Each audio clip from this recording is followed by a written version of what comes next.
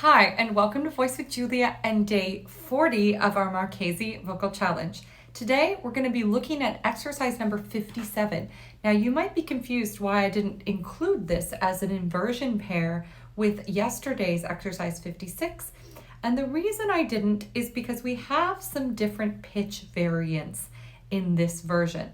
So I want you to notice where these accidentals are. And this is a little bit tricky, and it's different than our diatonic movement in the number 56, where we're just moving up and there are no non-harmonic tones. But in this one, Marchesi throws in some non-harmonic tones. So be certain that you are watching and being careful. Voice with Julia, change your voice, change your life.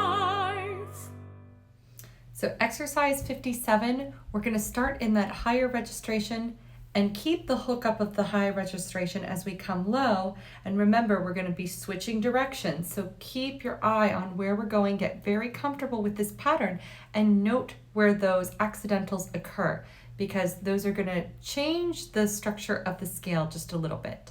Here is exercise 57.